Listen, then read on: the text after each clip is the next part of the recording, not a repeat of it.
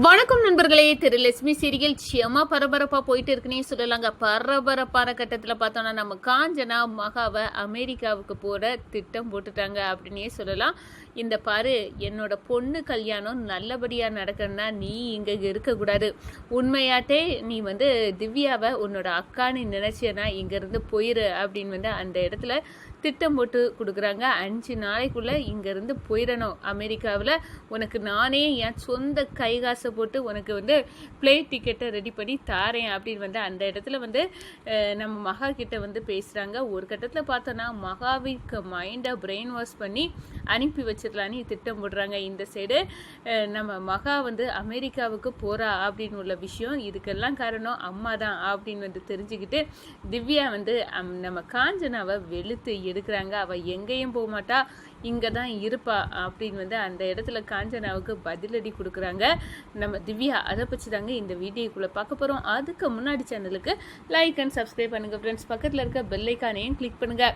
அப்போ தான் நான் போடுற ஒவ்வொரு வீடியோவும் நோட்டிஃபிகேஷனாக உங்களுக்கு கிடைக்கும். வாங்க ஃப்ரெண்ட்ஸ், வீடியோக்குள்ளே போகலாம். ஃபஸ்ட்டு எடுத்த உடனே பார்த்தோன்னா ஒரு செம அதிரடியான பரபரப்பு கட்டம் அப்படின்னே சொல்லலாங்க. பரபரப்பான கட்டத்தில் நம்ம பார்த்துக்கிட்டு இருக்க நேரம் தான் நம்ம காஞ்சனா செமையாக பெர்ஃபார்மன்ஸ் பண்ணுறாங்க. நம்ம மகா இந்த கல்யாணம் நடக்காது, குறி சொன்னது தான் என் மைண்டுக்குள்ளே உரிச்சிட்டே இருக்குது. இந்த மகாவை எங்கேயாவது விரட்டி அடிக்கணும் அப்படின்னு நம்ம வீட்டுக்காரங்க வேலைக்காரங்களுக்கு முக்கியத்துவம் பண்ணி தலையில் தூக்கி வச்சுட்டு இருக்காங்க. ஆனால் இதெல்லாம் எனக்கு சரிப்படாது.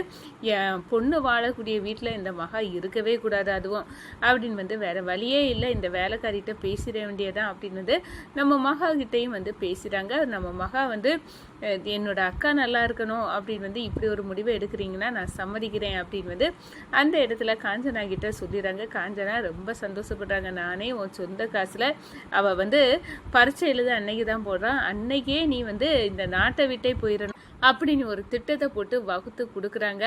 நம்ம வேறு வழி இல்லை. நம்ம காஞ்சனாவுக்கு சொல்லதுக்கு நம்ம மகாவும் தலையை அசைச்சுறாங்க. இந்த சைடு பார்த்தோன்னா நம்ம திவ்யா திருக்கூட ரொமாட்டிக்கில் இருக்காங்கன்னு சொல்லலாம். போன போட்டு இந்த பாரு, நம்மளுக்கு டேட்டு கல்யாண டேட்டு குறிச்சாச்சு, இப்போவே உனக்கு நான் ஆஃப் ஒய்ஃபாக ஆவியாச்சு அப்படின்னு அந்த இடத்துல இந்த உன்னோட சட்டு எல்லாம் நல்லா இருந்துச்சா நான் உன்னை கேட்காமலே ஒன்று தருவேன் அப்படின்னு அந்த இடத்துல சொல்கிறாங்க. இந்த சைடு பார்த்தோன்னா வீட்டுக்கு வந்ததும் நான் உன் வீட்டில் தான் இருப்பேன் திரு அப்படின்னு சொல்கிறாங்க. ஒரு கட்டத்தில் காரில் கடக்கு புடக்குன்னு நம்ம திவ்யாவை பார்க்க சந்தோஷத்தில் ஓடி வராங்க. திரு வந்ததுமே நம்ம திவ்யாவை பார்த்து, இந்த பாரு நீ காரில் இருக்க நான் ஓட்டிட்டு வர நேரம் சொன்னால அதை இப்போ கொடு அப்படின்னு துரத்துறாங்க. 2 மினிட்ஸில் நீ எனக்கு முத்தம் தந்துட்டியனா நீ எத்தனை முத்தம் கேட்டனாலும் திரு நான் தருவேன் அப்படின்னு சொல்கிறாங்க. ஒரு கட்டத்தில் ஓடிச்சாடி மொட்டை மாடியில் நீ போகிறாங்க. மொட்டை மாடியில் நம்ம மகாவும் துணி காய போடாங்க. இறைச்சையா நம்மளும் திவ்யாவும் தான் இந்த மொட்டை மாடியில் இருக்கும் அப்படின்னு நினச்சிக்கிட்டு கரெக்டாட்டு நம்ம மகாவுக்கு போய் திவ்யானி நினச்சி முத்தத்தை திரு கொடுத்துறாங்க. இதில் சாக்காவி நிற்கிறாங்க மகா. நம்ம திருவுக்கும் பயங்கர சாக்கு. ஐயோ என்ன திரு இப்படி பண்ணிட்ட மகா பாவம் அப்படின்னு அந்த இடத்துல வாராங்க. ஒரு கட்டத்தில் பார்த்தோன்னா திவ்யாக்காவுக்கு இப்போவும் என் மேலே எந்த சந்தேகமும் இல்லை, அவ்வளோ வெள்ளந்தியாட்டு இருக்காங்க. அப்படி இருக்க நேரம் கண்டிப்பாக நம்ம அவங்க வாழ்க்கைக்கு உள்ள வைக்கக்கூடாது. காஞ்சனம்மா சொன்ன மாதிரி நம்ம அமெரிக்காவுக்கு போகிறது தான் சரி. இங்கேருந்து திருவும் திவ்யா வாழ்க்கையிலேயே நம்ம குறுக்க விடக்கூடாது அப்படின்னு அந்த இடத்துல நினைக்கிறாங்க. ஒரு கட்டத்தில் பார்த்தோன்னா மிஸ்ஸா எல்லாம் போஸ்ட்மேன் கொடுக்குறாங்க காஞ்சனா கிட்ட. இதெல்லாம் கவனிக்கிறாங்க. அம்மா எதுக்காக விசா எல்லாம் வாங்குறாங்க, ஏதோ தப்பாக இருக்கே அப்படின்னு நினைக்கிறாங்க. ஒரு கட்டத்தில் நம்ம மகா கிட்ட ஃபோனை போட்டு, ஏண்டி உனக்கு உள்ள விசா எல்லாம் வந்தாச்சு, நீ கண்டிப்பாக அமெரிக்காவுக்கு போயிட வேண்டியதான், உனக்கு இன்னைக்கு டிக்கெட்டு அதுவும் கிடச்சாச்சு அப்படின்னு அந்த இடத்துல ரெடி பண்ணி வச்சுருக்காங்க. இதெல்லாம் மகா சரி நான் திவ்யாக்காவுக்காக சம்மதிக்கேன் அப்படின்னு எல்லாம் சொல்கிறாங்க. இதுக்கு இங்கே மறைஞ்சிருந்து நம்ம காஞ்சனா பேசுறதெல்லாம் நம்ம திவ்யா கேட்குறாங்க. மகாவை இந்தளவு மிரட்டளவு பேட்டியாமா, நான் எக்ஸாம் எழுத போகிற நேரமாக பார்த்து மகாவை அவள் எந்த உயிருக்குமே யாருக்குமே தீமை நினைக்காத மகா, அவளை பிடிச்சி அமெரிக்காய்க்கு அனுப்பிடலாம் அப்படின்னு ஓம் படியை தீக்கிறதுக்கு அவளை அமெரிக்காய்க்கு அனுப்ப அளவுக்கு நீ திட்டம் போட்டிருக்கேன்னா உன்னை கண்டிப்பாக நான் உன் முகத்தரையே கிழிச்சு எறிவேமா அப்படின்னு அந்த இடத்துல சொல்கிறாங்க நம்ம திவ்யா.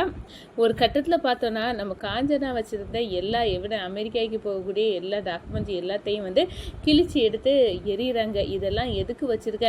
நீ வந்து நான் எக்ஸாம் எழுத போனோம், நீ வந்து மகாவை அமெரிக்காவுக்கு பிடிச்சி அனுப்புவா தானே? அதெல்லாம் நடக்காது. மகா இங்கே தான் இருப்பா. நான் கல்யாணம் பண்ணி போகிற வீட்டில் கண்டிப்பாக மகாவை நல்லபடியாக நான் பார்த்துக்கிடுவேன். அவள் எனக்கு ஒரு தங்கச்சி, புரிஞ்சுட்டியா அப்படின்னு வந்து அந்த இடத்துல சொல்லினேன். நான் பெற்றது வர நமக்கு எதிராக தானே இப்படி சதி பண்ணுது. அவளோட வாழ்க்கையை நான் காப்பாற்றிடலாம். அந்த வேலைக்காரி சொன்ன இது எனக்கு அப்படியே உறுத்திட்டு இருக்கு.